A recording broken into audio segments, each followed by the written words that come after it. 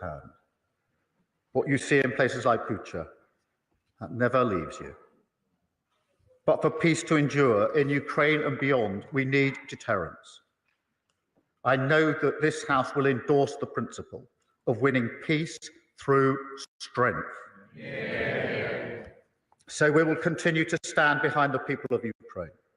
We must ensure they negotiate their future, and we'll continue to put them in the strongest position for a lasting peace. Fourth, Mr. Speaker, we must change our national security posture, because a generational challenge requires a generational response. That will demand some extremely difficult and painful choices. And through those choices, as hard as they are, we must also seek unity, a whole society effort that will reach into the lives, the industries, and the homes of the British people. I started this statement by recalling the era of Attlee and Bevin. And of course, this year we will mark many anniversaries of that greatest generation. We must find courage in our history, courage in who we are as a nation, because courage is what our own era now demands of us. So starting today, I can announce this government will begin the biggest sustained increase in defence spending since the end of the Cold War. Yeah. We will deliver our commitment to spend 2.5% of GDP on defence, but we will bring it forward so that we reach that level in 2027. Yeah. And we will maintain that for the rest of this Parliament. And let me spell that out, Mr. Speaker. That means spending £13.4 billion more on defence every year from 2027. But, Mr. Speaker, we also face enemies that are sophisticated in cyber attacks, sabotage, even assassination. And so our intelligence and security services are an increasingly vital part of protecting both us and our allies. So on top of the funding of 2.5% that I've just announced, going forward, we will recognise the incredible contribution of our intelligence and security services to the defence of the nation, which means taken together, we will be spending 2.6% on our defence from 2027. Yeah. But, Mr. Speaker, we must go further still.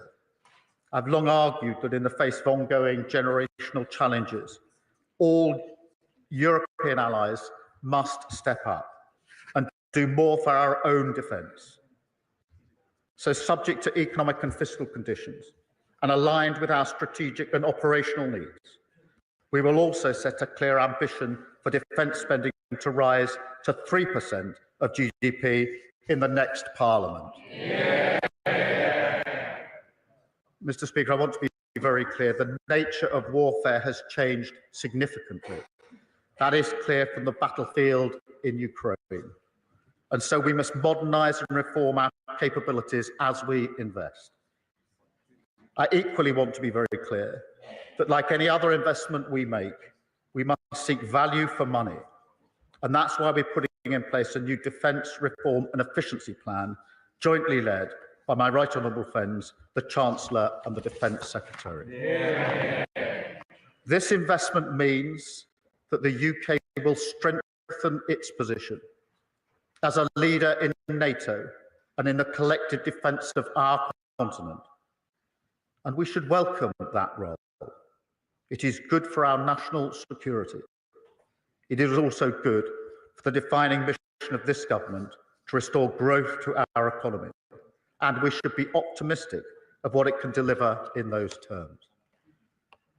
But, Mr. Speaker, in the short term, it can only be funded through hard choices. And in this case, that means we will cut our spending on development assistance, moving from 0.5% of GNI today to 0.3% in 2027, fully funding our increased investment in defence. I want to be clear to the House, That is not an announcement I am happy to make. I'm proud of our pioneering record on overseas development, and we will continue to play a key humanitarian role in Sudan, in Ukraine, and in Gaza, tackling climate change, supporting multinational efforts on global health and challenges like vaccination. In recent years, the development budget was redirected towards asylum backlogs, paying for hotels. So as we're clearing that backlog at a record pace, there are efficiencies that will reduce the need to cut spending on our overseas programmes. But nonetheless, it remains a cut, and I will not pretend otherwise. We will do everything we can to return to a world where that is not the case and rebuild a capability on development. But at times like this, the defence and security of the British people must always come first. That is the #1 priority of this government. But, Mr. Speaker, it's not just about spending. Our whole approach to national security must now change. We will have to ask British industry, British universities, British businesses, and the British people to play a bigger part. Use this to renew the social contract of our nation, the rights and responsibilities that we owe one another. The first test of our defence policy is, of course, whether it keeps our country safe. But the second should be whether it improves the conditions of the British people. Does it help provide the economic security that working people need? Because ultimately, as Attlee and Bevan knew, that is fundamental to national security as well. We will use this investment as an opportunity. We will translate defence spending into British growth, British jobs, British skills, British innovation. We will use the full powers of the Procurement Act to rebuild our industrial base. And, Mr. Speaker, as the Strategic Defence Review is well underway, and across government we're conducting a number of other reviews relevant to national security, it's obvious that these reviews must pull together. So before the NATO summit in June, we will publish a single national security strategy, and we will bring it to this House because, Mr. Speaker, as I said earlier, that is how we must meet the threats of our age, together and with strength. A new approach to defence, a revival of our industrial base, a deepening of our alliances, the instruments of our national power brought together, creating opportunity, assuring our allies, delivering security for our country. Mr. Speaker, at moments like these in our past, Britain has stood up to be counted. It has come together and it has demonstrated strength. That is what the security of our country needs now, and it is what this government will deliver. And I commend this statement to the House. Leader of the Opposition, Kemi Badenoch. Thank you, Mr. Speaker, and I thank the Prime Minister for the partial copy of his statement. And now that I've heard the unredacted bits, I must welcome his response and his fulsome support for Ukraine. This weekend marked a grim milestone. It's now 3 years since Putin's invasion, and the Conservative Party stands resolutely with the people of Ukraine. Our hearts are with those still caught up in this conflict as we remember the many innocent lives lost.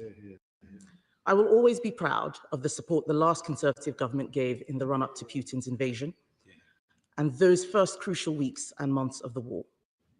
We helped prevent Kiev falling, and we supported Ukraine in regaining territory initially lost to Russia. But it is also true that overall, the West has not done enough to support Ukraine. As has been the case from the outset, it remains ultimately for Ukraine as a proud and sovereign nation that has sacrificed so much to defend itself and the fundamental freedoms that we all hold dear. It is up to them to decide their future. So we want this terrible war to end, but Ukraine needs to be at the negotiating table. And like President Zelensky, we hope for a lasting reliable peace. But the West must continue to be intensely robust in the face of Putin's aggression. The lesson of the last 20 years is clear. He only comes back for more. The first duty of every government is to protect its people. That means a strong state that stands up for our national interest. Our foreign policy should seek to support our national interest. National interest should always come first. So I'm very pleased to hear the Prime Minister announce that increase to 2.5% by 2027. All of us on this side of the House welcome that. We've all wanted to see more spending on defence. I would ask the Prime Minister, on including the intelligence budget, can he confirm that this is new money for the intelligence services? And does this mean that there will be new money in the next financial year? The Prime Minister will know that I wrote to him at the weekend with suggestions on what we could do to help with increasing defence spending. So I welcome his announcement on repurposing money from the overseas development budget. That is absolutely right. And I look forward to him taking up my other suggestion of looking at what we can do on welfare. He will know that we had a fully funded plan and we urge him to take it up. Having said that, can the Prime Minister say in confidence that 2.7%, the 2.5% by 2027 is sufficient? Because we need to look at exactly how we fund this. He must not raise taxes further, as it will destroy our economy. We need a strong economy to pay for strong defence. He cannot borrow more. We are already spending more on debt interest than defence. We all know that he must make difficult decisions on spending. He has our support to do that. In his statement, the Prime Minister also told us about his new value for money defence reform and efficiency plan. Does he agree that the first thing that must be looked at is spending billions of taxpayer money leasing back a defence base on Diego Garcia that we currently own? Why is the Prime Minister still pursuing this deal? Earlier today, I made a speech about the realism that should drive our foreign policy. As part of this, the Prime Minister must scrap his disastrous plan to surrender the Chagos Islands and have British taxpayers pay for the privilege. The key difference between those of us on this side of the House and the Labour Party is that we know we need a strong economy for defence. We need a serious plan to get the British economy growing again. We do not have that with the latest budget from the Chancellor. So can the Prime Minister tell us if there is going to be a fiscal event this spring, even though his government is committed to only one fiscal event a year? In summary, Mr. Speaker, the Prime Minister made 4 points. I agree with him that NATO is a bedrock of our security, as I said this morning. And I agree that the US is our most important bilateral relationship, but friends tell each other when they disagree. We agree on this issue. We know that Ukraine must be supported, and I share the concerns the Prime Minister had about statements that had been made about President Zelensky. I agree with the Prime Minister on protecting security in Europe. I welcome his continuing to strengthen alliances. But we must do that through NATO, building on the Joint Expeditionary Force approach. And we, of course, agree that we need peace with Ukraine, agreed. I don't necessarily agree with his change in the national security posture because we have different views on this. I am a conservative realist, not a progressive internationalist. But I want him to know that when he does the right thing, we will work with him in the national interest. Prime Minister. Can I first thank her for her support in relation to today's announcement and her support on Ukraine. That is important to the government, it's important to the House, but mostly it's important to the Ukrainians and to President Zelensky because they want to see unity in our House. They value unity in our House as they enter, after 3 years of a conflict, a very difficult stage of the war with Russia and the Russian aggression. And I hope and I believe we can maintain that unity in relation to Ukraine. We have for 3 years, and I'm very proud that this House has done that, notwithstanding a change of government for 3 long years. We will continue to do so. She asked about the money on defence and security and intelligence. There was new money at the budget in relation to that, but what I'm doing here is, in addition to the 2.5%, which is the increase in defence spend as it's always been understood, is to recognise that the nature of the threats to our country are different now, and that the security and intelligence services play a key part for us and for our allies in our defence, and that takes the total to 2.6. She asked me if we're going to tax to pay for the 2.5%.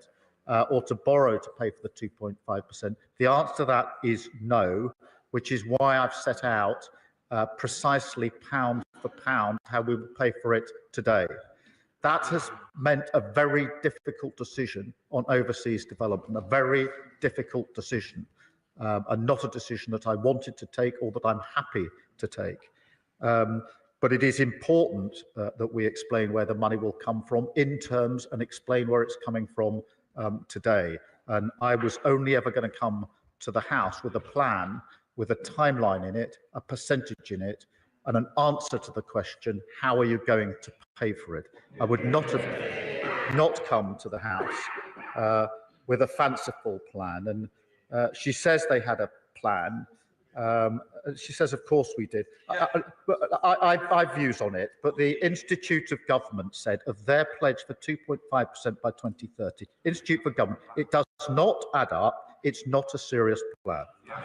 The Institute for Fiscal Studies called it misleading and opaque. I'm not giving my view. I'm giving the view of other bodies having looked at the plan that they put forward. They said they would fund it by cutting the civil service, and then they increased the civil service by 13,000. I'm not prepared to operate in that way, which is why we've taken the difficult decision on overseas development today to be absolutely clear where the money is coming from.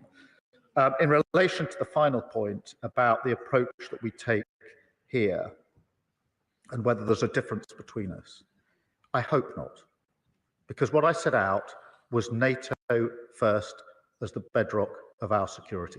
I hope that that is common ground, whatever we may call our respective positions. I also set out that we must not choose between the US and our European allies. That is what I fundamentally believe, and I will resist that choice. I hope that that is common ground between us, notwithstanding the language that she uses, because that is important, not for the exchanges over this dispatch box, but the future defence and security of our country and of Europe. Thank you. Chair of the Defence Select Committee, Tamanji Singh Desi. Thank you very much, Mr. Speaker. I welcome the Prime Minister's statement on defence and security, because times are changing and we must all recognise that these are pivotal moments, not just for our nation's security, but also for our Ukrainian friends, whom we must wholeheartedly support in their fight for survival.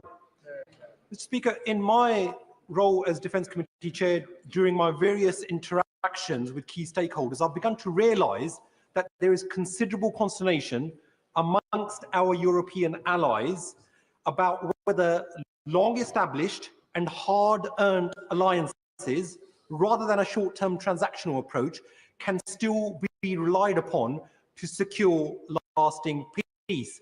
And also, given the proposed decreased American presence in our continent, people are looking for leadership. And I feel that this is our time as a nation to step forward and take that lead on defence and security matters in our continent.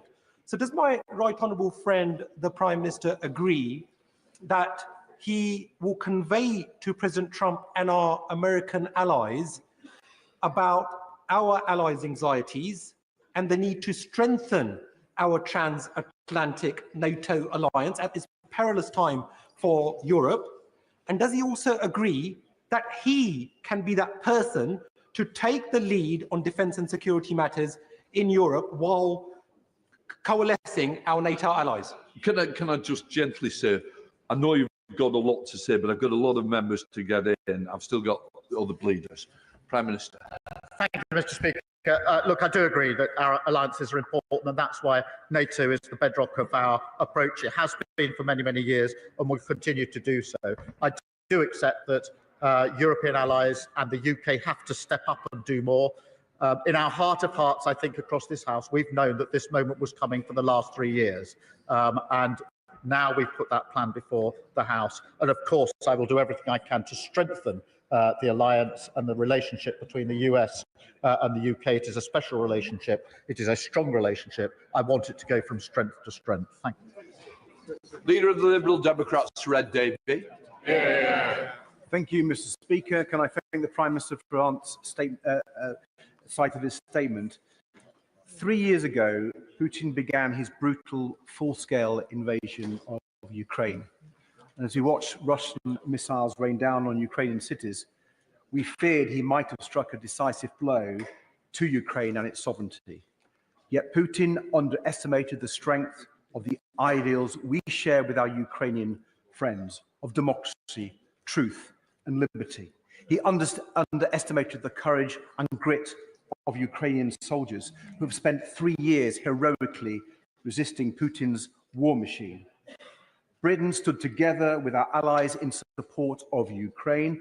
Families up and down the country opened their doors wide for Ukrainian refugees, because we know that Ukraine's fight for democracy and liberty is our fight too.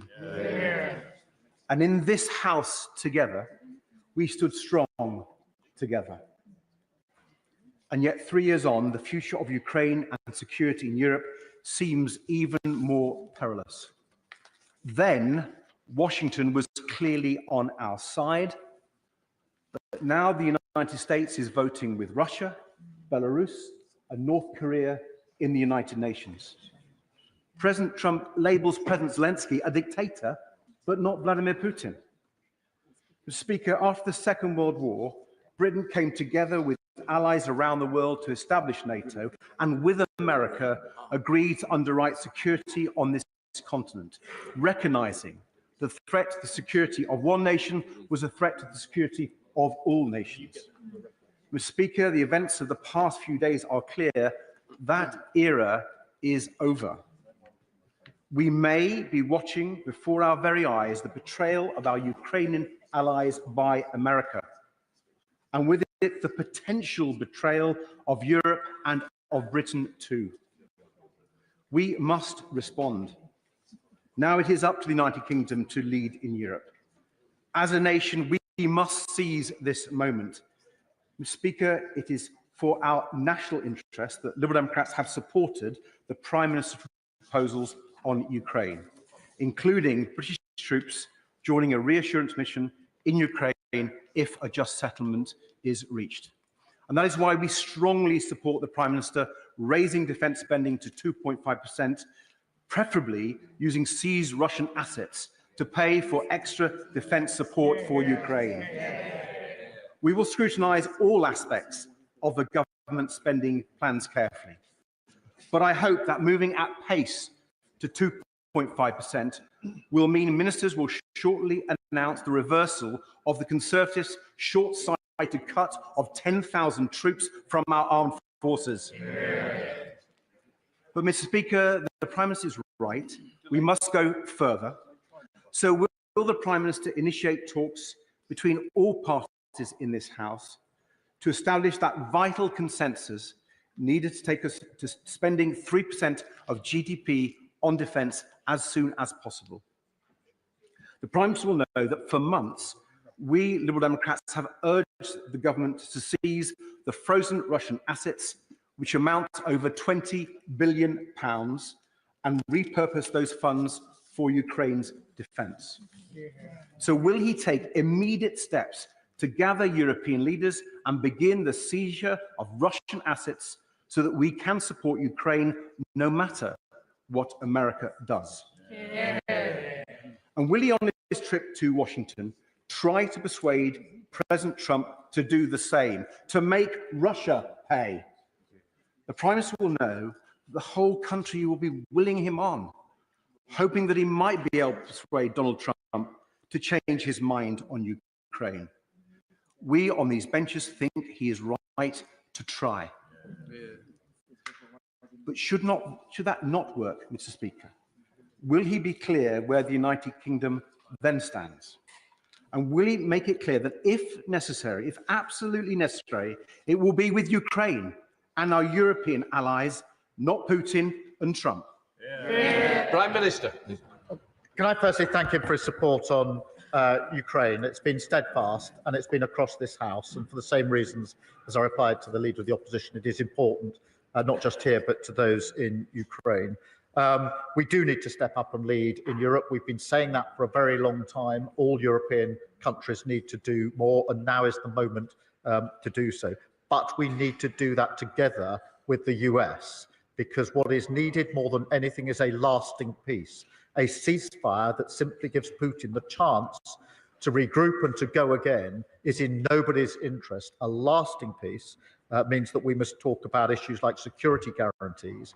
We are prepared to play our part, as I've already indicated, but I've also indicated that to be a security guarantee, it also requires a US backstop, US support for that security guarantee. And that will be at the heart of the case that I've been making for some time. On the question of assets, as he knows, of the assets that have been seized already, the interest on those, £3 billion, has already been committed to Ukraine. And we are working with our European allies to see what more can be done in relation to the funding that's going to be necessary. Stepping up means stepping up on capability, coordination, and stepping up on funding, which is what we've done today with this statement. Chair of the Treasury Select Committee, Ben Killier. Thank you, Mr. Speaker. Mr. Speaker, I warmly welcome the Prime Minister's statement today and this strong commitment to defence spending. And I welcome as well the work being done with the Chancellor and the Defence Secretary on ensuring that we get every value we can for the pound that's spent in delivering capability. Will the Prime Minister also reaffirm his commitment to the parliamentary scrutiny of that spending, including on the most sensitive areas? Yes, of course, it's extremely important, and she knows that well. She's absolutely right to say we must get value for money. This is a huge increase in defence spending. It's very important it's used on the right capabilities in the right way, and that's why we intend to get a much better grip on the money that will be put in. Sir Ian Duncan-Smith. Mr. Speaker, can I welcome the Prime Minister's announcement? I personally think it's a start, not a finish. I think we will find we will have to be raising defence spending further, but I welcome it nonetheless. And I, on behalf of all of this House as well, and my right honourable friend, will support that as he goes forward. He's due to go to Washington. And one of the problems we've got there is that they've seemed to reach the conclusion that peace is simply the absence of war. Can he make sure that he reminds the President that a peace without justice and the right to freedom and choice in democracy is not peace, but a partial ceasefire? And what I also say to him, he might just go and remind the President that the last great test that we faced united the United Kingdom and America, with Lady Thatcher and Ronald Reagan taking decisions that moved Europe in the right direction.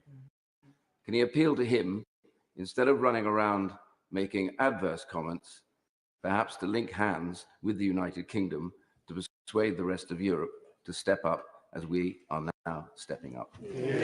Prime Minister. Can I firstly thank him for his support?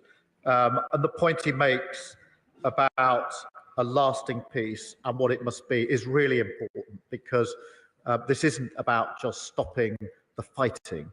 It is about an enduring and lasting peace for Europe, and of course the sovereignty of Ukraine, the sovereign ability to choose the alliances that Ukrainian people want, to choose their own government, to choose how they defend themselves in conjunction with others. That is the sovereignty that is in issue here. This isn't just about the sovereignty of Ukraine, but it is about the sovereignty of Ukraine. It is also about the values and freedoms across Europe, including our values and freedoms. And that is why this is such an important moment to ensure that NATO is as strong as we go forward as it's been in the last 75 years, and that bond between us and the US is as strong as it's ever been. And of course, that has to be part of the case, the argument, and the way in which we have stepped up today and will continue to do so. Derek Twigg. Thank you, Mr. Speaker. Can I warmly welcome the Prime Minister's statement, and particularly his commitment to accelerate the increase in defence spending, although I do fear that we may have to visit the 3% target before the next Parliament. But can I just ask him this question? It's very important that we have a whole society approach to defence, and I'm asking whether he'll be bringing forward a strategy to make that happen, and particularly around the great need to improve our reservist forces. Prime Minister. Well, Mr. Speaker, it does have to be a whole society response, and that's why I set that out. I'm grateful to him for raising it in my statement to the House. And of course, it has to be a driver of industrial growth in our industrial strategy. Stephen Flynn. Aside from a few of Putin's poodles who are not in their seats in this chamber here today, we are of course united in our support for the people of Ukraine, and indeed in wishing the Prime Minister well in his discussions with the President of the United States later this week. But I'm afraid that's where the unity ends, because whilst we support increasing defence spending, we cannot support the populist playbook of cutting foreign aid. Indeed, that's a position which was shared and agreed with by the Foreign Secretary just a matter of days ago, when he said that it would be a big strategic mistake that would allow China to step in. Why was the Foreign Secretary wrong and the Prime Minister right? Prime Minister. Well, let me thank him for his support on the question of Ukraine. That is important. And just to reassure him, the decision that I've taken today on development aid is not an ideological decision. I absolutely understand the importance of it. It's a very difficult and painful decision, but a necessary decision. He talks about choice.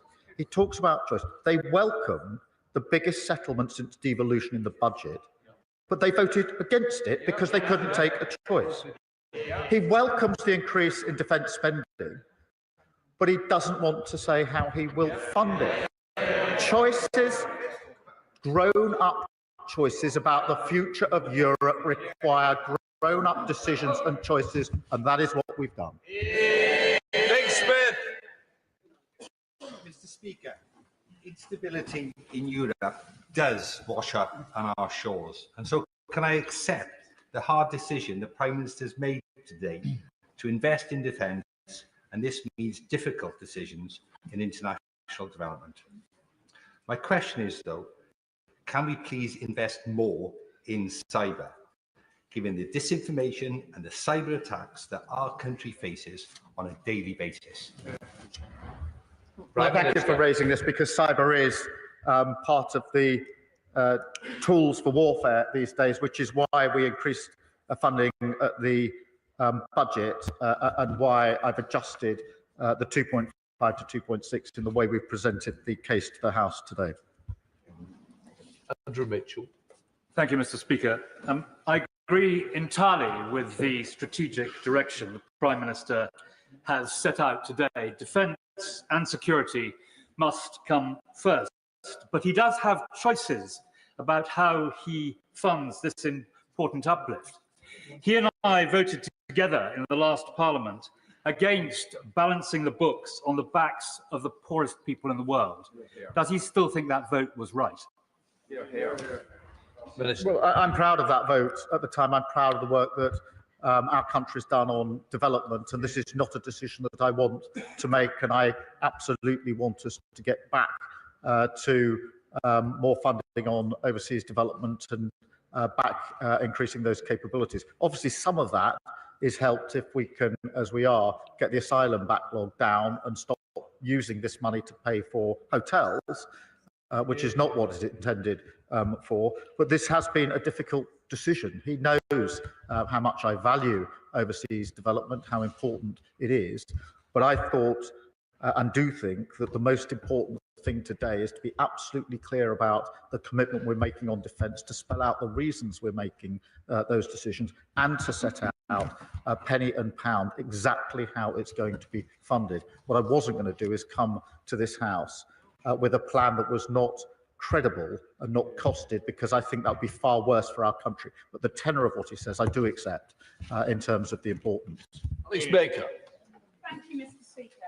Can I thank the Prime Minister for his statement and for the leadership he has shown on these issues in these uncertain times. As a member of Parliament for the home of the British Army, this is hugely welcome news for my constituency, and my community is ready to serve. Can I ask the Prime Minister what he is going to do to help create jobs in our defence sector in my community? Prime Minister. Well, I thank her for her question, and her constituency and constituents are obviously hardwired into this in the makeup of her constituency. I do think that this is an obligation, an important obligation that we must rise to, but it is also an opportunity, Mr. Speaker, to ensure that the jobs that will be generated through this are British jobs with British skills in all of our constituencies, and we'll endeavour to make sure that that is the case. Helen Maguire. Thank you, Mr. Speaker. Today we're pleased to hear the announcement that the government will increase their defence spending to 2.5%, but we're still waiting for the SDR review to be completed, and without this we're in the dark. So will the SDR review be announced soon, and if not, can the Prime Minister outline how this additional money will be spent? The SDR is advanced, and I will come to the House with it just as soon as we can. I want to make sure that we have properly identified the challenges and the capabilities. Now we've put the funding forward, obviously, today. So we will do that as soon as we can. And when we do, it'll be a credible plan for the House. Zuba Hamid. Thank you, Mr. Speaker. Can I thank the Prime Minister for his tireless efforts in trying to bring security to Ukraine, because their security is our security. But I wonder if you will agree with me that this is only possible because we are one United Kingdom. That strength, that solidarity is only possible because of our four nations working together. And will they agree with me that those that attempt to fragment that union at these perilous times do us great harm? Prime Minister. Well, I do agree with that. I think that as the United Kingdom, we have always stood up in moments like this, and we stand up again as the United Kingdom, and we're proud to do so.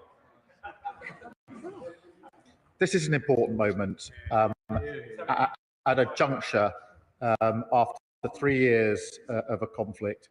The whole House will be aware of the consequences of decisions in coming weeks, or the potential consequences. I think it's a time for us to pull together. Sir Julian Lewis. President Trump says he wants his legacy to be that of a peacemaker.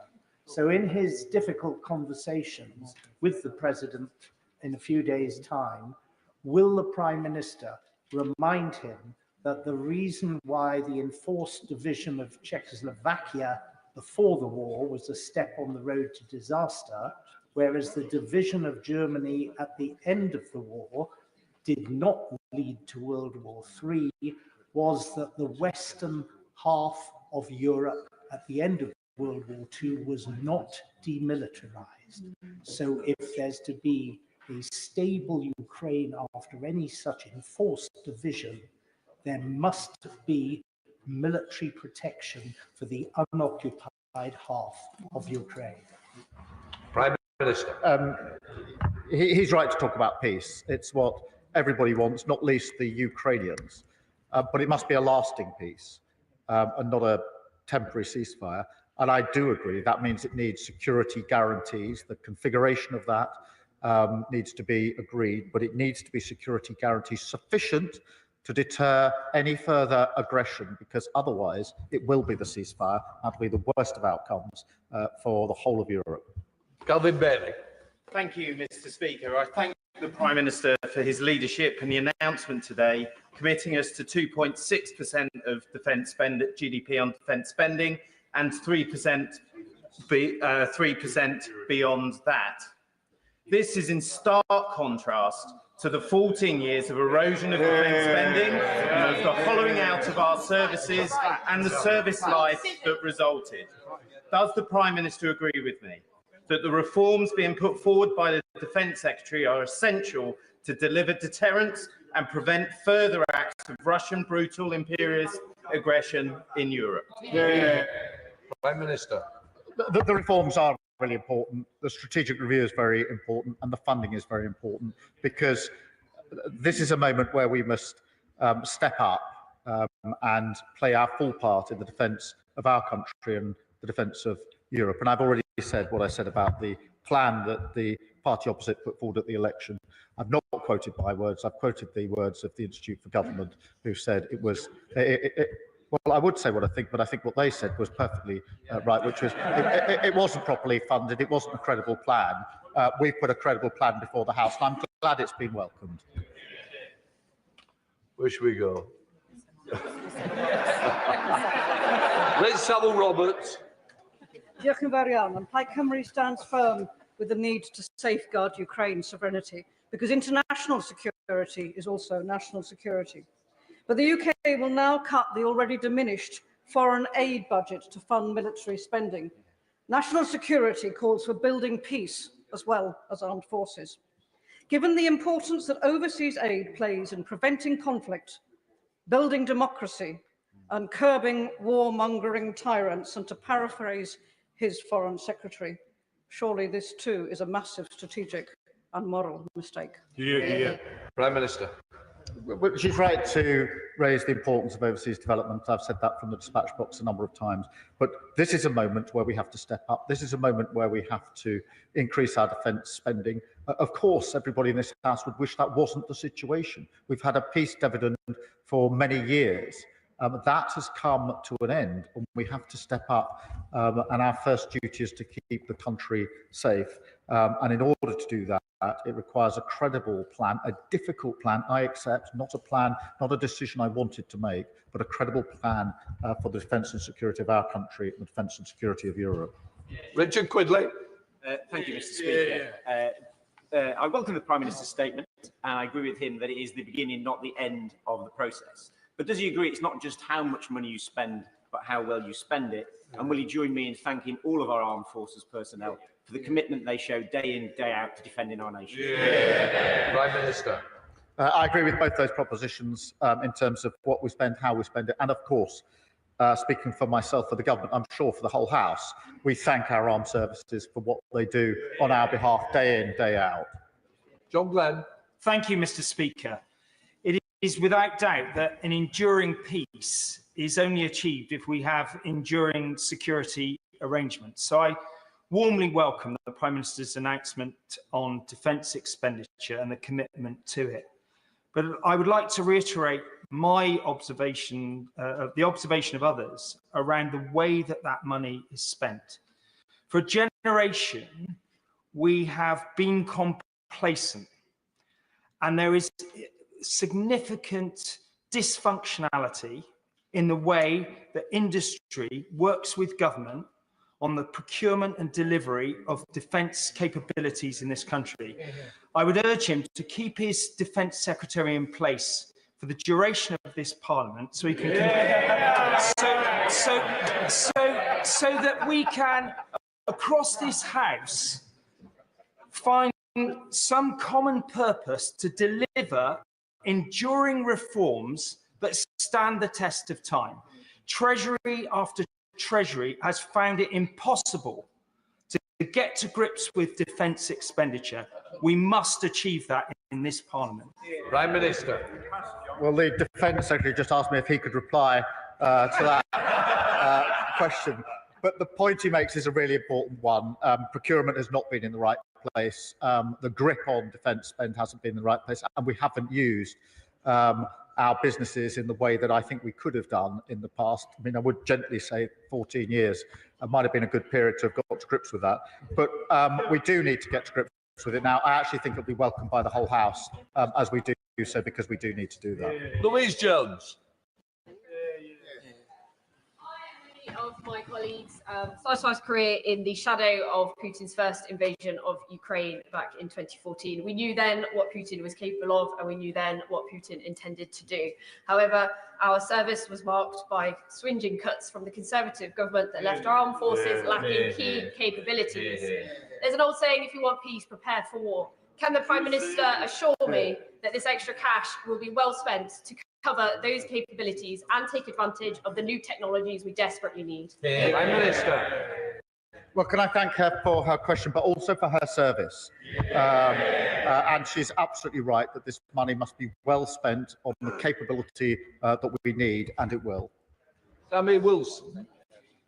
Mr. Speaker, can I welcome the statement from the Prime Minister today, and also wish him well as he goes to America to persuade the Americans to side with democracy rather than vote with dictators. The announcement today, of course, will have a long lead-in period before we actually see the effects. And given that and the overstretched commitments of our armed forces, how can he give assurances to the Ukrainians that Britain will be able to supply arms and personnel to defend any peace agreement which is reached?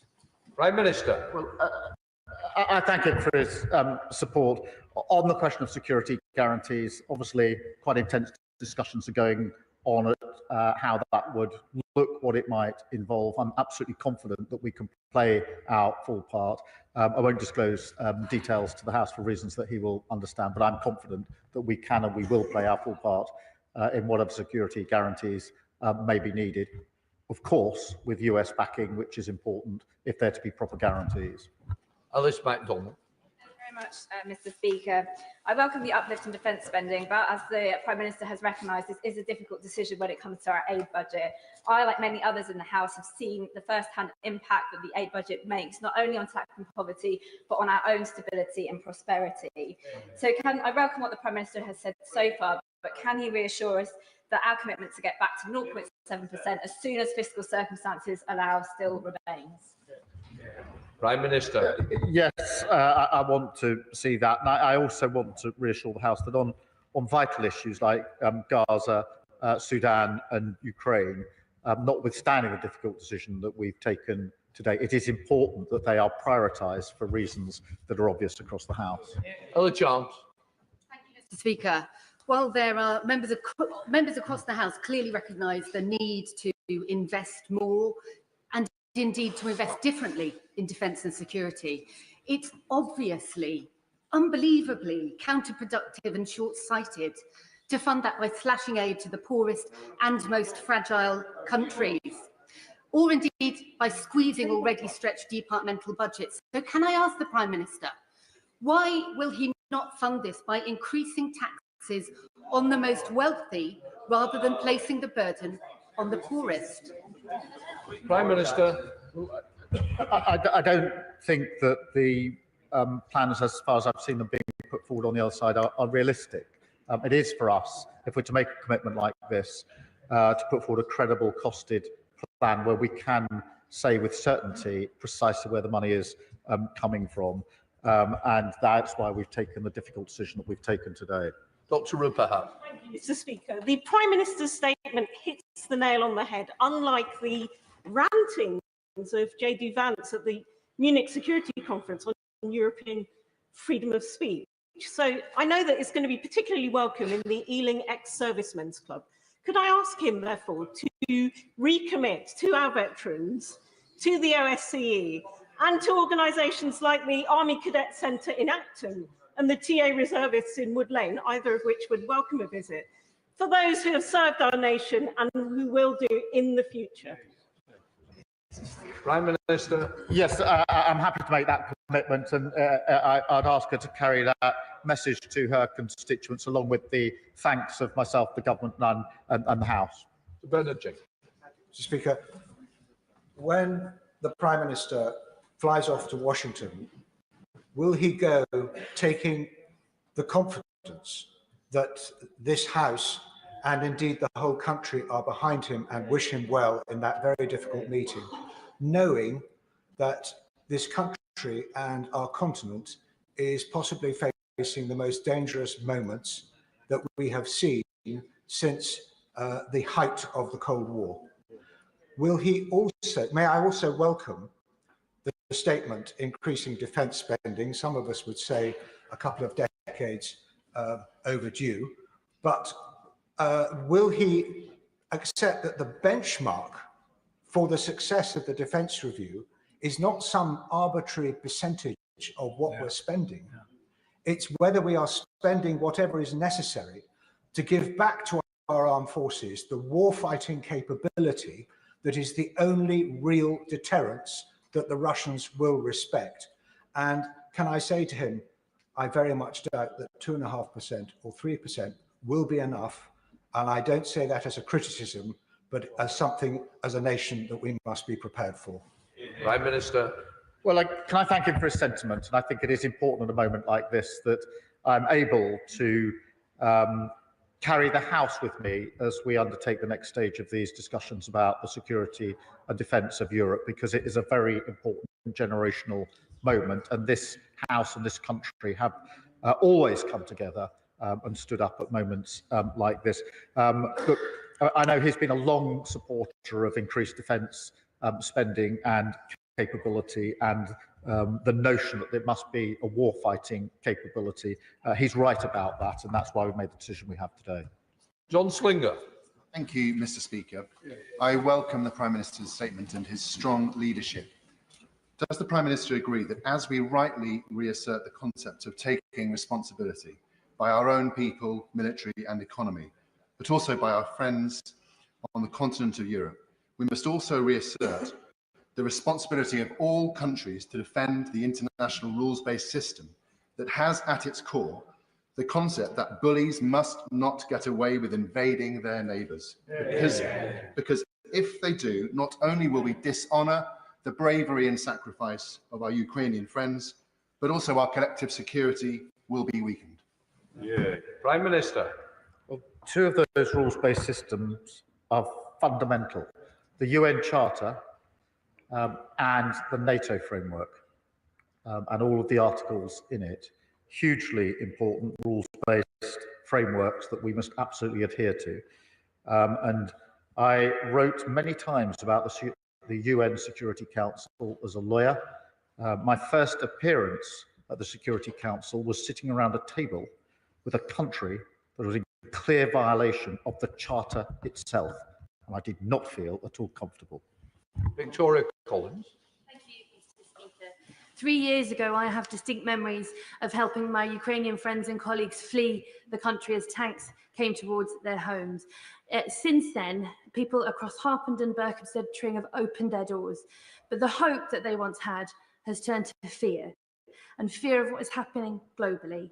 So can the Prime Minister please assure the British people that when he speaks to President Trump, he will push for that lasting peace, but highlight the importance of working with our European colleagues? Prime Minister. Well, can I thank, through her, thank again everybody in this country who's opened their doors to Ukrainian refugees. I'm very proud of the fact that we have done that and that the flag flies in so many places across the country. I can reassure her constituents, this announcement today, the approach that we're taking is to ensure that peace continues. But for peace to continue, we have to put ourselves and put Ukraine in the strongest possible position, and this is a step along that road. Alistair Strafford. Thank you, Mr. Speaker. It's shameful that in such a volatile world, for far too long, conversations around defence spending have had a lot of hot air, but not much hard action. Today, I think colleagues across the House will have to recognise the Prime Minister has changed that, with a clear, funded and needed plan to invest in our defence. But when supply chains are so important to security, he'll recognise, as I do, that it's not just what we spend, but where we spend it that's going to matter too. So how will he make sure our whole government is united in the effort to build up our domestic supply chain capacity when it comes to key defence assets again? Prime Minister. Well, this is where the industrial strategy and growth is so important, because as we move to higher defence spend, it is vital that we ensure that supply chains are in this country as far as they can be, and that they lead to British well-paid, secure jobs. We know that the defence sector already provides many well-paid jobs across the country. I want more. Can I say to those who were late, please don't embarrass the chair by standing. Simon Hoare. Thank you very much indeed, Mr. Speaker. And almost on that point, what an abdication of responsibility and duty that on these precious issues of defence and security, there's not a single member of the Reform Party who's capable or able to stand and ask a question of the Prime Minister this afternoon. Very different seriousness on the issues on this side of the House and on the government benches. Many have asked the Prime Minister about the use of the frozen assets of Russians. Anybody who studied the issue with regards to Libya will just know how complicated international law and convention has made the defrosting of frozen assets to deploy for proper use. Can the Prime Minister, in his discussions in Washington and with the other European leaders, press for urgent, collaborative international reform to those rules to allow those frozen assets to be used to be helping the Ukrainians and their military to defeat Russian aggression? Prime Minister. The point he raises is a really important one. It is very complicated for reasons that he will understand. Obviously, we've been able to use some of the interest on those frozen assets, which has provided valuable to Ukraine. But look, we do need to work with our European colleagues and collaborate on other legitimate, proper ways to raise further funding, and we'll continue to do that with our allies. Matthew Patrick. Thank you, Madam Deputy Speaker, and I really welcome the statement from the Prime Minister. This is a major commitment to our defence. I think it will be heard across the world and welcomed by our allies, particularly those facing Russian or Iranian aggression. Can the Prime Minister please set out how he will ensure British businesses, who are so crucial to our defence, are supported in this important task? Thank you, Madam Deputy Speaker. That has to be through the industrial strategy and through the growth strategy that we will put in place. But it is vital that this is seen not just as a duty and responsibility, which is what it is, but also an opportunity in relation to British businesses, British jobs, well-paid, secure jobs that are so vital to so many communities. Dave Dugan. Madam Deputy Speaker, the Prime Minister knows that he can rely on the support of the SNP with regard to efforts to restore Ukrainian sovereignty in the face of Russian aggression, despite the baseless rhetoric from the benches behind him. And I'd like him to acknowledge that.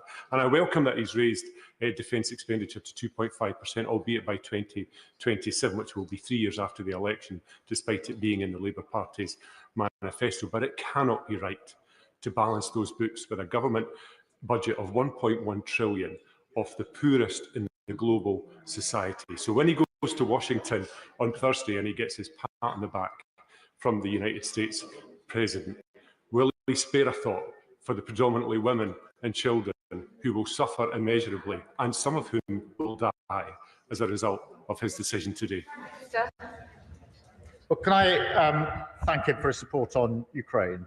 Support that I know the First Minister has set out in clear terms in recent days. And I do think that's important, and I acknowledge it. We've had to make difficult decisions, but as he knows, as the House knows, wherever there's war and conflict, it is the poor and the poorest who are hit hardest. There is no easy way through this, but we have to ensure that we win peace through strength, because anything other than peace will hit the very people he's identified harder than anybody else on the planet. And that is why it's so important that we've taken the decision that we have today. Rachel Taylor. Thank you, Madam Deputy Speaker. National security is the first duty of any government, so I welcome the Prime Minister's announcement and his strong leadership today. The Honourable Member for Clacton has previously said that Vladimir Putin is the leader he admires the most, and that it was NATO that provoked Russia's invasion of Ukraine. While this government rises to the challenge of investing in our defence, does the Prime Minister share my concern that those comments play right into the hands of Britain's enemies? Prime Minister. You don't show patriotism by fawning over Putin. Thank you. Dr. Andrew Morrison. Thank you, Madam Deputy Speaker. No decent government cuts international development budgets lightly, and the Prime Minister's discomfort is plain for all to see and will be shared across the House. But will he look at other things that perhaps present easier choices, and in particular his choice to spend billions of pounds on Mauritius, and will he repurpose that money in defence of our armed forces? Prime Minister. Obviously, in the short term, we've got to make decisions between the here and now and the commitment to 2.5% in 2027. And having looked at the available options, this was the choice that had to be made, and I think would have been made by any serious Prime Minister making the commitment that I've made today. Of course, I do think we need to look at other things as we go forward from here. Many people across the House have said that, and I've set out the ambition we need to get to on 3%, but I will only put forward credible costed plans to this House, not fantasy figures, and they chunter away. This is a moment for a serious costed plan. It's not a time for ridiculous uncosted polls. Thank you, Madam Deputy Speaker. I'd like to thank the Prime Minister for his statement today. I think this entire House agrees that our safety, that of our allies, depends on showing Putin we have the resolve and the resources to defeat him. We are far more prosperous than he is. European NATO's GDP is 24.5 trillion. Russia's is only 2 trillion. But clearly what is before us is converting those resources into fighting forces and material in the years ahead. So can the Prime Minister assure me that strategic defence review and our defence industrial strategy will ensure we have long-term orders for the capacity that we need, as well as that, on top of that, secure supply chains, inputs like steel, and of course the ability to scale rapidly if we need to rearm so? Well, thank you for raising those points. They're all important, and of course that has to be hardwired into the work we do as we go forward from today. Dr. Liv Heather. Thank you, Mr. Speaker. And the Prime Minister will have the support of both sides of this House when he goes to see President Trump on Thursday. I'd like to ask him, though, if he fails to encourage the US to become the backstop for the Ukraine, no matter how much he increases the spending in the next couple of years, there's going to be a difficulty there. So what conversations is he having as a backstop for Europe to make sure Ukraine gets that support? Prime Minister. I'm not going to preempt the discussions I'll have, but the point he makes is an important one. I absolutely believe that we should play our full part in any security guarantees, if that is what happens. We don't even know whether we'll get to that stage. But I also absolutely think there needs to be a US backing of that, because I don't think it'll be operative as a security guarantee if there isn't that backing. Mark Ferguson. Thank you, Madam Deputy Speaker. And I welcome the Prime Minister's statement today, because although difficult decisions have had to be taken today, the alternative is inaction, which is, of course, also a decision.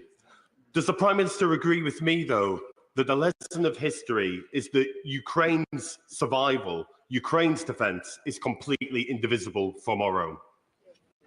Prime Minister. Yes, I do. And that's why I say this isn't just about the sovereignty of Ukraine. It is about European defence and security and our own defence and security. And we've already paid a heavy price in this country when it comes to the contribution that we've made, the effect it's had on our cost of living, on our energy prices and so much else. But this is fundamental. It's about our values, it's about our freedom, and it's about understanding who Putin is and what his ambitions are. And we must never forget that. Alison Bennett. Thank you, Madam Deputy Speaker. With some of our European allies likening our predicament in 2025 to that of 1938, I'm concerned that the increase in defence spending announced today by the Prime Minister, whilst welcome, is going to be coming too late. Will the Prime Minister look at Liberal Democrat proposals to increase the digital services tax, which would this year raise £3 billion? Prime Minister. I don't accept the argument's come too late. It's come at a point where we're able to put the plan before the House, a credible costed plan. We've known, I think, for 3 years that this moment was going to come. I think the last few weeks have accelerated that, made it the more urgent, which is why I've made the statement I have today. Jonathan Brash. Thank you, Madam Deputy Speaker. Can I welcome the Prime Minister's leadership today in undertaking the first duty of any leader, which is the defence of this nation, and reiterating that fundamental British value that our country opposes fascists. We never appease them. The Prime Minister talked rightly about renewing the social contract with the British people in terms of jobs, in terms of skills, in terms of industry. Does he agree with me that if we are to do that, it must reach every part of our country, including areas that I represent that are far too often left behind? Prime Minister. Yes, I do. I think we must rise to that challenge. I think if you look at the defence sector, many of the well-paid, skilled jobs that already exist are across the whole of the United Kingdom. We need to ensure that there's more of those well-paid, skilled jobs across the whole of the United Kingdom. Dr. Ben Spencer. Thank you, Madam Deputy Speaker, and I thank the Prime Minister for his statement today and also his acknowledgement that, as important as what he said here, he recognises that he and the government will come back with a view to getting towards 3%. He said in response to an earlier question that the peace dividend is gone. In light of that, does he agree with me that we need to also look at welfare spending, given that in current circumstances, no serious country can spend more on welfare than defence? Prime Minister. Well, I do agree with that. I think the last government let it spiral by an additional £30 billion. It's out of control. We need to bring it back in control. I think 2.8 million people are out of work because they can't go to work because of some health-related issue. That's a very, very high number. It's out of control. We have to get it back in control. John Grady. Thank you, Madam Deputy Speaker. I thank the Prime Minister for his statement, with which I agree. Would the Prime Minister agree with me that Clement Attlee and Ernest Bevin showed that the defence of the United Kingdom and Europe against totalitarianism is at the core of this House's and our party's values, but also that what we can learn from their great political lives is that we will face very many difficult public spending decisions over the next decade, and our moral duty as a government is to take those decisions, however difficult or heartbreaking they may be. Prime Minister. Well, I thank him for that. I agree with him. These are difficult decisions, with very real consequences, which I acknowledge. But as an earlier contributor said, the alternative to action is inaction. And inaction, in the light of the last 3 years and particularly the last few weeks, would be the completely wrong thing for our country and for our continent. Jim Alistair. Okay. I absolutely agree with the Prime Minister that this is an important moment for our nation. I welcome the rebalance of expenditure towards defence, but does the Prime Minister agree that the success of our national security posture will not be judged by percentages? It will be judged by the strength of the deterrent that we build. And is it the abiding commitment of the Prime Minister to be unwavering in building such a deterrent? Yes, it is, because I agree with him that it's the strength of our deterrent that counts in a moment like this. I'm very proud of our armed forces, of those that have provided so much for so long, but now is a time to ask more of them and to step up. Gordon McKee.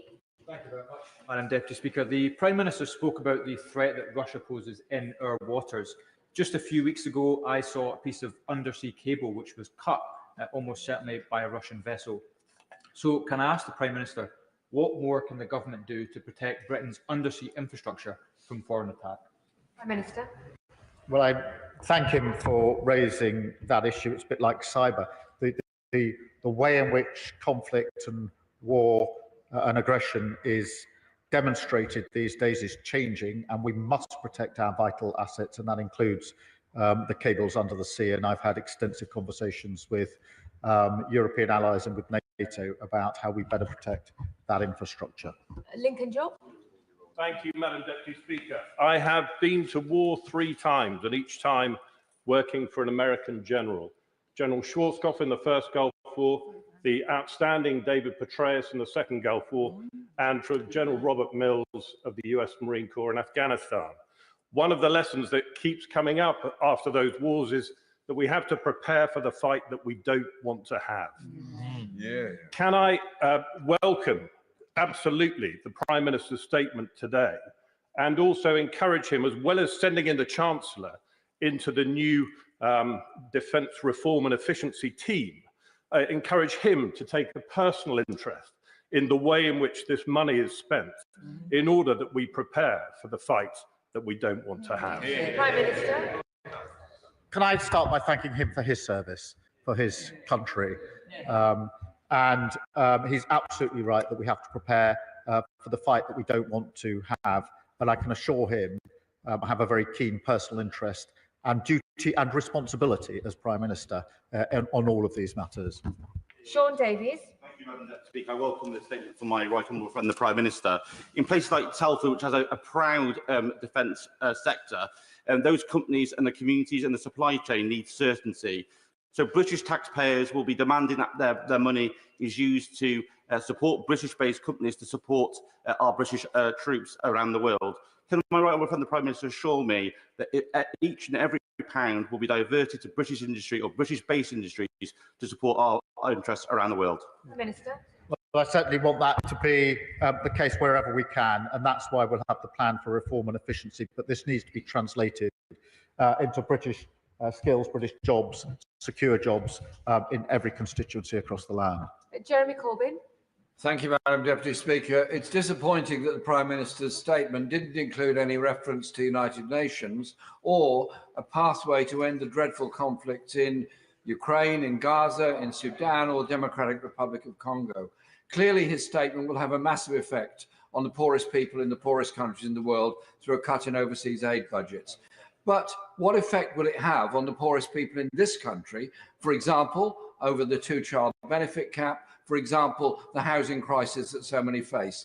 He says there's tough decisions coming up. What's going to be the effect on the poorest people in this country of the increase in defence spending? Prime Minister. Well, he says I didn't mention the UN. The UN Charter is at the heart of this because Russia's in breach of it.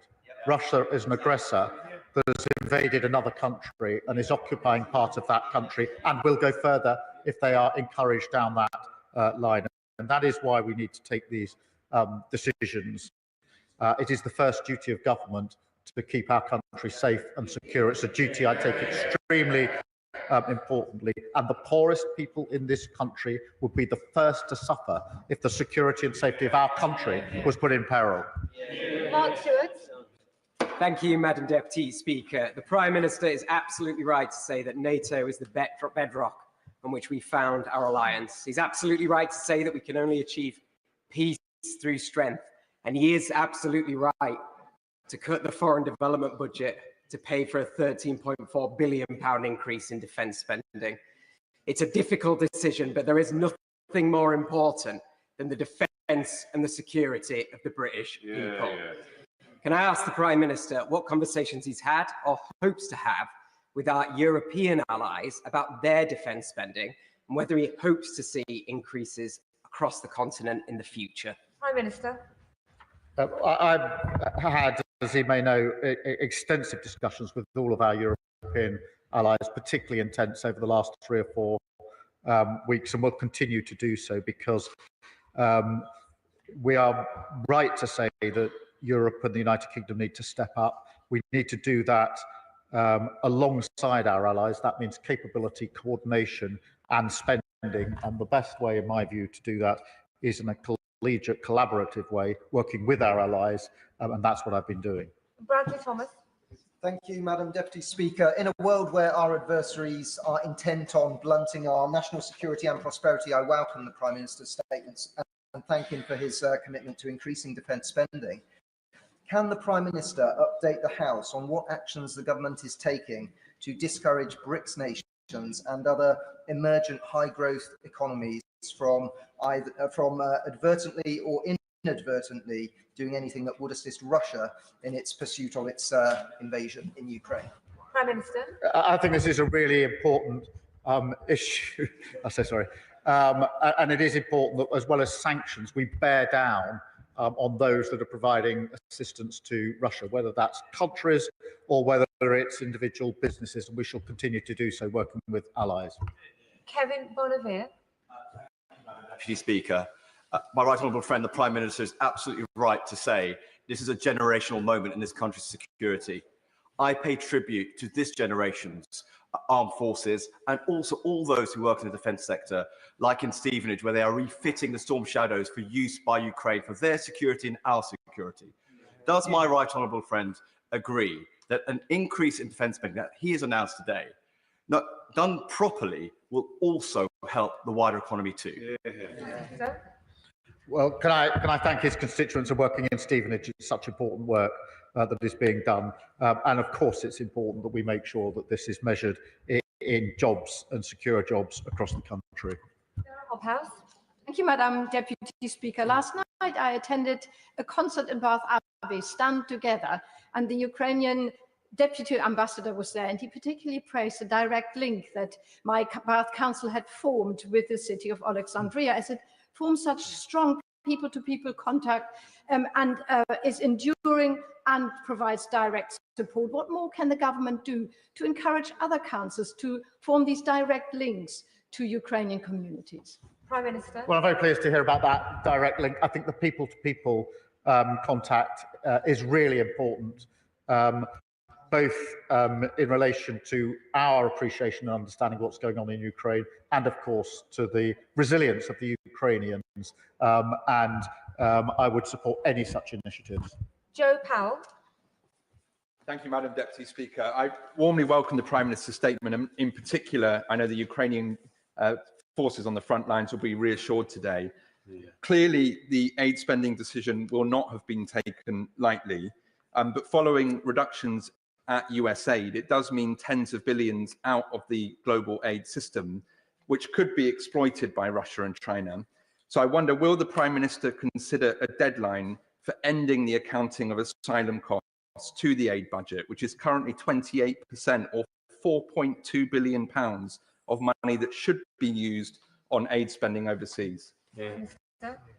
Well, I thank him for raising this. It is a really difficult decision, and it is important that we make clear that we remain committed to the work we're doing in Gaza, in Ukraine and Sudan. And it is important, as he rightly says, that we get the asylum numbers down, the processing done, so that we can end the ridiculous use of money that should be for overseas aid on hotel bills in this country, which spiralled under the last government. Ben Oxygetti. Thank you, Madam Deputy Speaker. As a veteran, I welcome the move to 2.5%. It's a milestone on the right track to increasing defence spending to 3.0 and probably beyond, particularly given defence chiefs are reported to have requested 2.65%. Increasing defence spending and suggesting that British forces may be involved in a peacekeeping mission along with ongoing support to Ukraine is reassuring to see that we are not prepared to acquiesce to Russian belligerence. With that in mind, as the Prime Minister prepares to meet with President Trump, will he clarify with the President why the US sided with Russia and North Korea yesterday, voting against the European resolution that Russia should withdraw from Ukraine at the UN General Assembly? Well, can I thank him for his service as well? Our position on the UN resolution was clear from the way we voted yesterday. I think that sends a very powerful signal of where we stand, and that's with Ukraine. Jacob Collier. Thank you, Madam Deputy Speaker. I welcome the Prime Minister's statement today and his commitment to 2.5% of defence spending, and also his continued engagement with our international partners. As a proud maritime nation and one that is facing threats from Russian interference with undersea cables and also incursion into our waters by the Shadow Fleet, does he agree that now is the time that we bolster our Royal Navy? Prime Minister. Yes, I do think it's important that we bolster across our forces. There are threats on land, there are threats in the air, and there are threats at sea and indeed under the sea. It's important that we can meet all of those threats. Callum Miller. Deputy Speaker, I welcome this important statement from the Prime Minister. Liberal Democrats support an increase in defence budget and the leadership in Europe that the Prime Minister has described. The Prime Minister spoke about the need for unity and a whole society approach. He will have heard the concerns from across the House about the way in which he is proposing to fund this increase in the defence budget, and the deep concern that doing that will create opportunities for our adversaries, Russia and China, around the world. So will he undertake to meet with other parties in order to build the consensus behind the funding of 2.5 and then on to 3%, so that we can maintain the unity and the national purpose that he has so eloquently described? Prime Minister. Well, can I thank him for his support and the support of his party? I do think it's important at a moment like this. So far as the funding of the 2.5 is concerned, that has been set out today. The commitment of the ambition to get to 3% is something that I think we need to talk about across this House. Of course, I will work with all parties on any issue of security and defence to our country. Chris MacDonald. Thank you, Madam Deputy Speaker. The Prime Minister has delivered a very powerful statement today, and I know that his unwavering commitment to the defence of the realm will be greatly appreciated by my constituents in Stockton North. He mentioned industrial strategy. I wonder, does he agree with me that we need to start immediately to mobilise our steel, chemicals and shipbuilding industries, and working with regional groups like the Teesside Defence and Innovation Cluster to ensure that we build the capability that we need for our defence supply chains at home? Prime Minister. The industrial strategy and steel within it is vitally important, as he will know, the House will know. Steel and our ability to manufacture steel is vital to our security, and we must do everything to ensure that it is preserved into the future. John Cooper. Thank you, Madam Deputy Speaker. Scotland wants to play its full part in this great national endeavour at this moment of peril, yet almost incredibly tomorrow the Scottish Parliament will discuss stripping defence companies of state funding. It's quite remarkable. It may not pass, of course, I certainly hope it won't, but so will the industrial defence strategy take into account what's happening in Scotland, where certain elements do seem to be siding with other national interests to protect our defence industry and this great country? Prime Minister. I think across the country it's important that we stand by our defence sector, enhance our defence sector, thank them for the work that they are doing, and obviously today's announcement will mean that there's more yet to do. Luke Murphy. Thank you, Madam Deputy Speaker. Can I welcome the Prime Minister's statement, this government's unwavering support for Ukraine and this very necessary decision to increase defence spending. As someone whose close family is served in our armed forces, I know over the years as a country we've not always provided our servicemen and women with the equipment and the support that they deserve. Could the Prime Minister reassure the House that this funding will be used to ensure that our servicemen and women are provided with that equipment, that support and the respect, given that they are willing to make the ultimate sacrifice for our country? Prime Minister. Yes, and it's hugely important, and we will ensure that we do so. I did have a family member who served, and his ship went down, and I will never forget the agony that my mother went through until she knew for sure that he was safe. And that is what's on the line each and every day for our armed services. Robin Swan. Thank you very much, Madam Deputy Speaker. And can I thank the Prime Minister for his very strong statement here today. In response to questions, he has talked about a national security position, a whole society response, and a time that we all pull together. Can I ask the Prime Minister to ensure that Northern Ireland businesses get to be part of that national response, but also that the government recognises and supports the strategic and long-term importance of Aldergrove in Northern Ireland as a military base and an RAF station, which can actually contribute to our national defence, but also to our international defence? And can I ask the Prime Minister, will he ask the Secretary of Defence to meet with me on those two issues? Prime Minister. He's right to raise the question of Northern Ireland, and it's very important that this is a whole United Kingdom effort, contribution, and that we ensure that those opportunities are there across the whole of the United Kingdom, including Northern Ireland. I will, of course, ask the Defence Secretary, and I'm sure he will agree to the meeting that's requested. David Taylor. Thank you, Madam Deputy Speaker.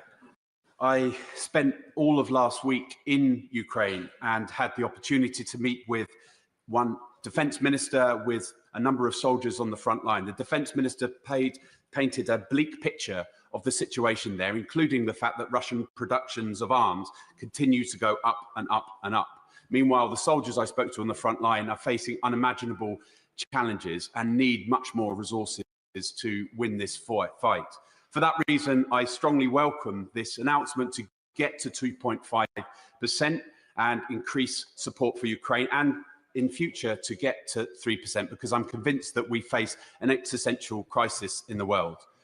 However, of course, as someone who founded the Labour Campaign for International Development, I am pained by the news today, and I hope that we can get back on track to get to 0.7% as soon as possible. And in that spirit, I would just like to draw the Prime Minister's attention to the last government's record of thinking of innovative and different ways of getting development finance, and would ask the Prime Minister if he would meet with me and other MPs with development experience on these benches to look at alternative ways of financing support for development, such as special drawing rights from the IMF, such as more debt relief. I'd be grateful if the Prime Minister would to do that. Well, I thank him for his commitment to international development, and he's absolutely right about it. And of course, we will work across the House on alternative and innovative ways to support development across the world. Greg Strafford. Thank you very much, Madam Deputy Speaker, and I welcome wholeheartedly the announcements that the Prime Minister has made today, and I encourage him to get to 3% as soon as possible. But we don't just need to have a monetary value, we need to know how and where that money is going to be spent. This would be done through the Strategic Defence Review. This gives assurance to our allies, deterrence to our enemies, and of course, most importantly, confidence in our troops. So can he confirm whether the SDR will be published in spring, i.e. in a couple of weeks' time, or will be delayed, as it seems to suggest in the statement, until June? Prime Minister. I didn't mean to imply that in the statement. That was the security strategy. The STR is well underway, and as soon as it's completed, then I'll put it before the House. But the most important thing is we get it right, and that we ensure it is right, rather than meeting a timeline. I'm not seeking to delay it, but I am absolutely clear in my own mind that we need to make sure we understand the challenges we face, the capability, and I'm particularly struck by the developments in the 3 years of the conflict in Ukraine. The way the fighting started 3 years ago is very different to the way it is now. I was over there a few weeks ago, and amongst the things I took away was that we need to learn the lessons of Ukraine and bind them into what we are doing, rather than think that we're dealing with a world of even 2 or 3 years ago. And that's just why I want to make sure it's the right review, the right strategy to put before the House. Lawrence Turner. Thank you, Madam Deputy Speaker, and I should like to draw the House's attention to my declarations in respect of the GMB Defence Manufacturing Trade Union, when I welcome the commitment the Prime Minister set out to rebuilding the UK industrial capacity in defence. All governments face a balance between international collaboration and avoiding dependency on complex supply chains which can limit freedom of action, as some of our allies have found in their attempts to aid Ukraine. So does the Prime Minister agree that one of the objectives of the spending announced today must be to maintain and strengthen our sovereign freedom to aid our allies and defend our own shores? I do agree with that, and I agree with his comments on the supply chains, which are vital to that security effort. Monica Harding.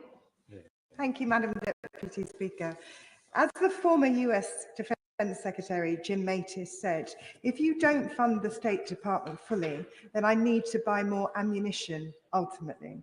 Can the Prime Minister not see that funding this uplift through ODA is short-sighted and a strategic and moral mistake? Because prevention is cheaper than wars, because it gives more leverage for Russia and China, and because we do it on the backs of the world's poorest. In fact, it is something that I never thought I would see a Labour government doing, and a pitiful inheritance from 1997. And so given that this is a policy choice and not a retrospective fiscal one, it is in direct contravention of the law passed here in 2015, which rules out the link between levels of defence and development funding. And so will this Labour government be repealing it? Minister. She's right that prevention is better than war. That's why it's important that we prepare our defence to be able to secure and maintain the peace. That is precisely why I've made my statement today. She's wrong about the law, and we're not going to repeal it. Jim Shannon. Thank you, Madam Deputy Speaker. Always a surprise not to be called last, but thank you very much. Can I very much welcome the Prime Minister's statement.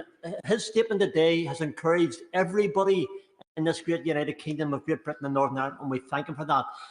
That defence spending should rise from 2.5% to 3%. I just gently remind the House, of course, that in the Cold War, defence spending was 7%. So we've got a bit to go yet to catch up, but there we are. Whilst the new defence and security agreement with Norway, as an example, is to be welcomed, I'm a great believer in ensuring that whilst we build new rooms in a house for new family members, we ensure that existing family members are comfortable at home with us. So what discussion has the Prime Minister had with our closest allies, the United States of America, in terms of aligning our defence strategies, number one, and solidifying that network of information share? Thank you so much. Minister. Can I thank him for his support? He mentions Norway, and it is important that we already work with Norway very closely on defence and security. We want to enhance and strengthen that, and the bilateral relationship is going to strengthen. And of course, we need to work with the US. I'll be leaving for the US tomorrow. I've had a number of conversations with President Trump already, and our teams are speaking continually on these really important matters. And the final question goes to the ever-patient Charlotte Kane. Thank you, Madam Deputy Speaker. I welcome much of what was in the Prime Minister's statement, particularly our continued support for the brave people of Ukraine. However, I was shocked by what he describes as a difficult and painful decision to cut overseas aid.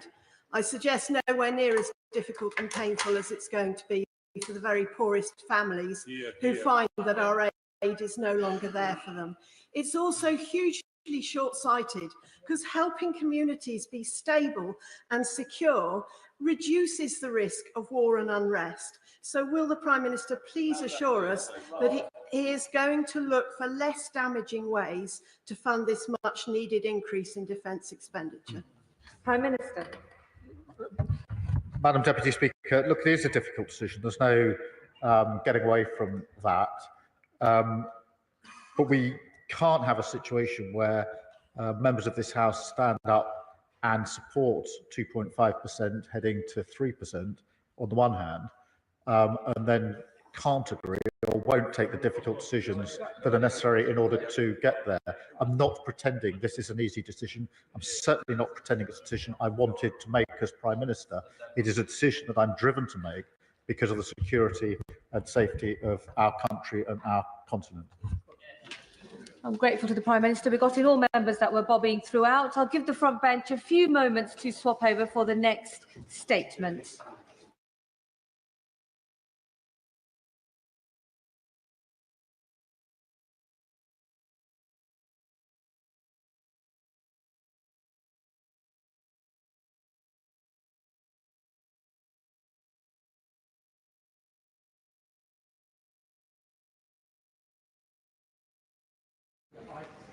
Now, if the Minister is ready, we'll move on to our second statement on the warm home discount. Minister. With your permission, Madam Deputy Speaker, I would like to make a statement about the action we are taking to protect families in the face of global spike in gas prices. In recent months, wholesale gas prices have risen to their highest level in 2 years. They are up nearly 15% compared to the previous price cap period. As a result, this morning, Ofgem announced the energy price cap will rise by around £9 a month between April and June. We know that this will be unwelcome news for families across the country that are already worried about their bills. But as Ofgem CEO Jonathan Brearley said today, our reliance on international gas markets leads to volatile wholesale prices and continues to drive up bills. This week marks 3 years since Russia's invasion of Ukraine, and once again, the British people are paying the price of our country being exposed to fossil fuel markets controlled by petrostates and dictators. The truth is, every day we remain stuck on gas is another day families, businesses, and indeed the public finances are at risk from these kinds of price spikes. That is why sprinting to homegrown clean energy is the only way to end our exposure and our vulnerability as a country.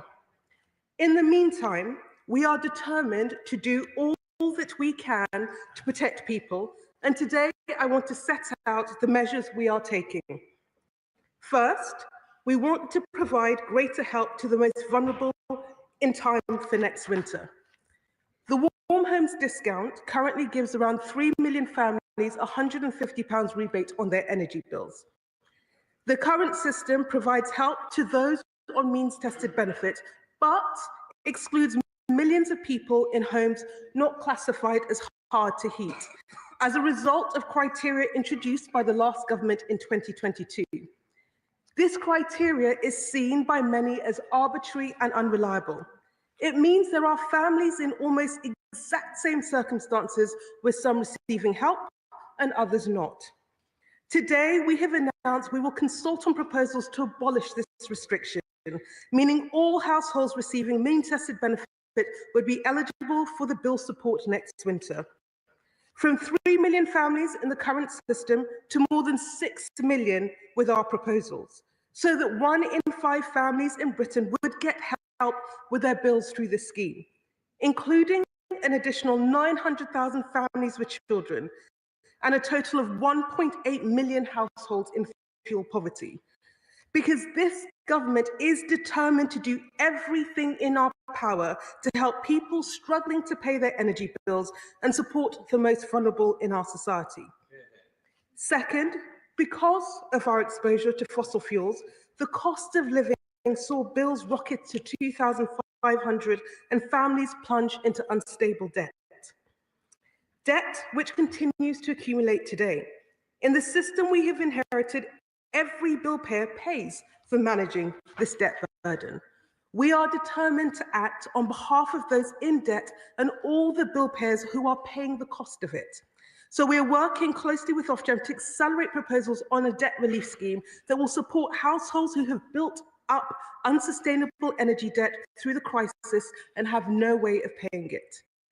This will be an important first step to cut the cost of servicing bad energy debt, and under these plans, the target would be to reduce the debt allowance paid by all bill payers to pre-crisis levels.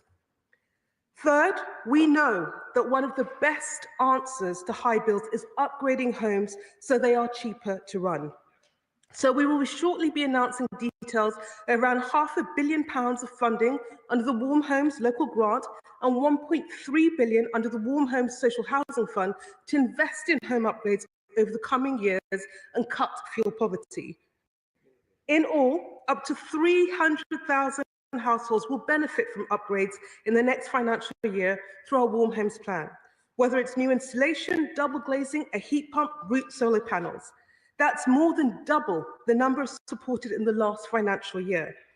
And we're going to ensure that landlords invest in energy efficiency upgrades that will make homes warmer and bring down the cost for tenants, lifting up to 1 million people out of fuel poverty, so that we are doing everything that we can to ensure people have the security of a home they can afford to heat. Fourth, we are clear that we need a regulator that fights for consumers. That is why we have called on Ofgem to use its powers to maximum to protect consumers, challenging unlawful back billing, taking action on inaccurate bills, driving smart meter rollout, giving every family the option of a zero standing charge tariff so they have more choice in how they pay for their energy, and ensuring compensation is given for wrongful installation of prepayment meters. And we are moving forward on our review of Ofgem to ensure it has the powers that it needs to stand up for consumers and clamp down on poor behaviour by energy companies. Now, this set of measures, Madam Deputy Speaker, shows a government willing to use all the powers at our disposal to help protect consumers. But important as these measures are, I must stress to the House, there is no proper solution to rising energy bills while this country remains exposed to the roller coaster of fossil fuel markets. And that is why this government is moving at speed to deliver clean power, lifting the onshore ban in England, consenting nearly 3 gigawatts of solar, setting up Great British Energy, delivering record-breaking renewable auction, making it easier to build the next generation of new nuclear power stations, and getting on with the job of implementing the reforms to the planning system, grid, renewable auctions set out in our Clean Power Action Plan.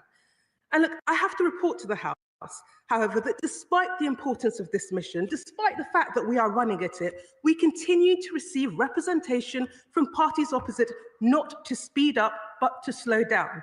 Reject solar power, reject onshore wind, reject offshore wind, reject new transmission infrastructure. Representations that, if we accepted, would leave us more vulnerable, more insecure, and the British people paying the price. And let me tell the House, we will reject those representations. We know that every solar panel we put up, every wind turbine we build, every piece of transmission infrastructure we construct makes us more secure. And every time the party opposite opposes these measures, they double down on their legacy of leaving this country exposed and the British people deeply vulnerable. Madam Deputy Speaker, this government will do whatever it takes to stand up for working people now and in the future, protecting families and businesses from the consequences of global events, driving forward on our plans to bring down bills for good, and doing everything in our power to support those most in need. I commend the statement to the House. I call the Shadow Minister Andrew Bowen. Thank you very much, Madam Deputy Speaker. I thank the Minister for advance sight of her statement. Today, the government has announced an expansion of the Warm Homes discount, a change to the criteria which will see more low-income households receive a £150 payment to heat their homes. But for many, this payment will be immediately eaten up by the increase in the energy price cap. We must be clear. The best protection for vulnerable households is to prioritise cheap energy. The announcement today is, frankly, a sticking plaster approach to rising energy bills. This government fails to grasp the core issue. Our energy costs in this country are far too high for businesses, for industry, and, of course, for bill payers. When the energy price cap rose in 2022, the now Secretary of State called it a national emergency. He called for an urgent freeze on energy bills. He called it a lack of leadership. Now in government, the only thing he's able to freeze is vulnerable pensioners by taking away their winter fuel allowance with no notice. Does she think this shows leadership? I know that my constituents, and presumably hers too, will be concerned about their bills rising, concerned about inflation creeping back up, hitting 3% in January, despite the hard work done last year to bring it under control, and angry that Labour's promise to cut bills by £300 is being broken. But the worst part of all this, Mr. Speaker, is that this government, led by ideological zealotry from the Secretary of State, is doubling down. Their obsession with going further and faster than any country in the world to meet their own self-imposed 2030 target is going to increase people's bills even further. The renewables industry has warned that their rush to build record renewables in the next 5 years will push up prices and I quote, consumers will lose out. The government's rush to build twice as much grid in the next 5 years as has been built in the last decade will increase the network costs on people's bills. And the OBR has said that the environmental levies will increase to £14 billion in 2030, largely driven by the hidden cost of renewables, all of which will end up on people's energy bills. The Labour Party were not honest about their promise to cut bills by £300 during the election. They were not honest about their plan to take the winter fuel payment away from millions of pensioners living in poverty. And now they are not being honest with the British people about what their plans will do to our energy bills. If there is anything we have learned over the last few years, it's that the cost of energy is absolutely critical to any modern economy. We cannot go on following ideology over evidence and putting political targets ahead of what will cut the cost of energy in this country. But this government is in denial. That's why they scrapped the full system cost analysis commissioned when we were in office. I have to ask the Minister, when will proposals for a debt relief scheme be published? Can she confirm how much she expects levies to increase over the next 5 years? Will she commission a fuel systems cost analysis of what the 2030 target will do to people's energy bills? And will she confirm how much bills will rise by before we see the £300 off what we were all promised? Minister. And it's best to refer to Madam Deputy Speaker, not Mr. Speaker.